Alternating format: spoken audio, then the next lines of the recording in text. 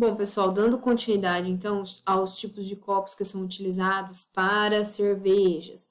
Vamos falar agora do copo tulipa. Lembra que eu falei para vocês lá no começo? O copo Pilsner, ele é popularmente chamado de tulipa, tá? Mas não é o copo tulipa. E o copo Lager, ele é confundido com o copo tulipa, certo? Ele é chamado de tulipa erroneamente. Então, aqui temos um modelo de copo que é o copo tulipa, né? Esse tipo de copo ele é ideal para as cervejas que possuem bastante creme, como as cervejas Duvel e outras cervejas, como a Strong Ales belgas, certo? Então, o design desse copo, né, o desenho dele, ele é um copo baixo e elegante. Nesse tipo de copo, né, a intenção é observar-se a evolução da espuma, né, de acordo com que a bebida vai sendo consumida. Como eu disse, né, é bom que a gente não confunda com o que a gente chama aqui no Brasil de tulipa, que é um copo Pilsner, né? O copo tulipa oficial é esse tipo de copo aqui, né? Ele se parece mais com uma taça de conhaque, só que ele tem uma boca, né, do copo, a boca do copo é um pouquinho virada para fora, ela tem essa curvinha aqui. Então, claro, os copos são muito fáceis de serem confundidos, né, pessoal? Porque existem diversos tipos. Claro que aqui a intenção não é que cada um decore qual tipo de copo, mas que a gente conheça, né, cada tipo de copo para cada tipo de bebida. Certo? Então vamos lá. O copo chamado cálice, gente, esse copo na Bélgica ele é chamado de goblet. Ele lembra, né, ele foi desenhado por conta de uma flor, né, que existe lá, que se chama goblet, certo? Então, esse tipo de copo aqui, ele é ideal para cervejas dos tipos trapistas belgas, né? São copos bonitos, muito elegantes, né? Muitas vezes eles têm esse dourado na borda, né? O que gera uma elegância maior, né? Uma sofisticação maior para esse tipo de copo, né? Ele é desenhado, então, para manter íntegro o creme e proporcionar uma maior percepção do aroma, né? Porque ele tem aqui, né? A gente pode perceber que ele é mais largo, né? Tem a boca mais larga. Ele pode ser usado também com outros tipos de cervejas, né? Como as Double, Triple e Quadruple.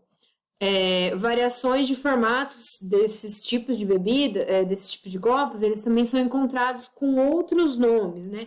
Isso depende dos fabricantes, como, por exemplo, copos chamados Bolek, que são os copos que são comercializados pelas empresas, né, das cervejas, da Leffe e da Westmalle, tá? Temos também os copos chamados Trappist, os copos das cervejas, né, da empresa La Trappe, né?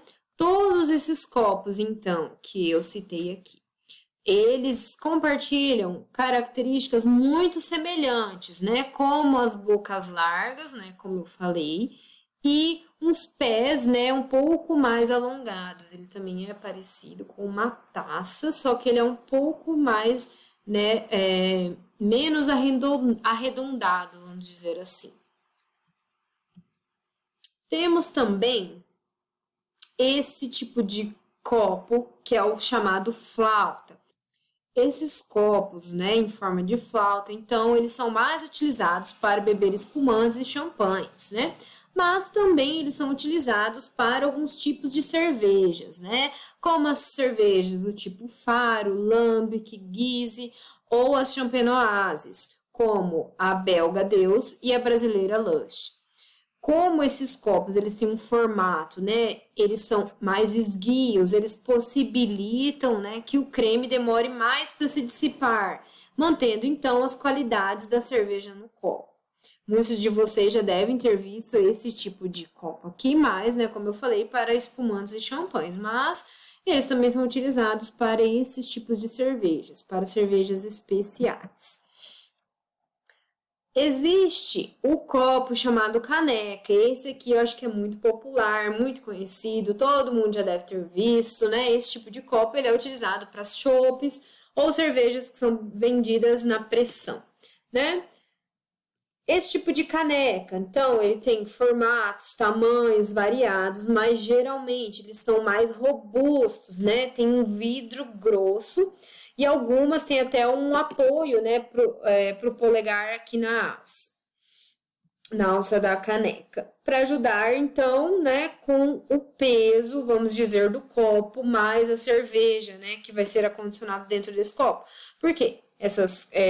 Esses copos do tipo caneca, eles são, em geral, muito pesados, né, porque eles têm uma estrutura mais grossa, né, um vidro mais grosso, né, eles são desenhados de forma que tenha, então, esse material mais espesso, vamos dizer assim, mais grosseiro, né? Não sei se grosseiro seria a palavra ideal, mas acho que vocês conseguiriam entender, né? É um copo pesado, um copo bem rústico, né? Robusto. Esses copos, né? Essas canecas, elas também podem ser feitas de cerâmica e de metal, tá? Isso é muito comum.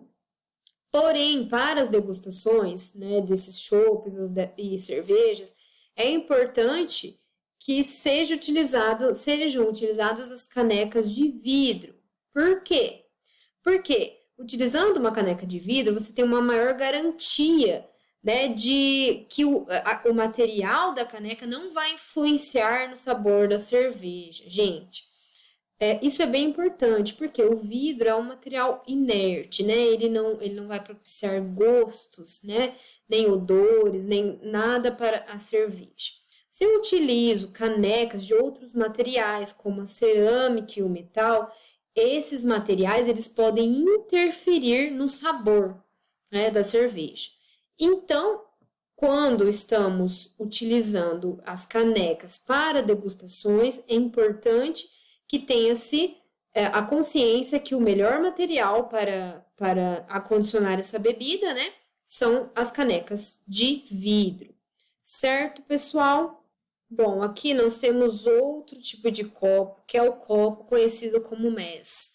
Esse tipo de copo, ele é parecido, né, em seu formato com as canecas.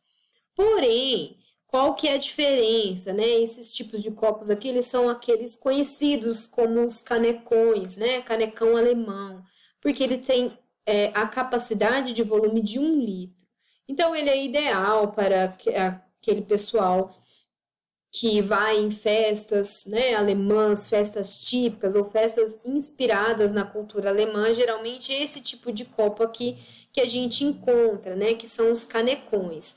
Por quê? Esses copos, eles acondicionam, como eu falei, 1 litro de bebida, então eles são copos muito conhecidos, tem um grande sucesso, né, por conta da quantidade de cerveja que ele vai acondicionar. Né? Então, eles são um pouco parecidos com os copos que nós vimos anteriormente, né, com as canecas, mas eles são maiores e muitas vezes, né, como a gente pode ver aqui no desenho, eles são trabalhados, né, podem ter um design um pouquinho diferente do copo anterior, certo?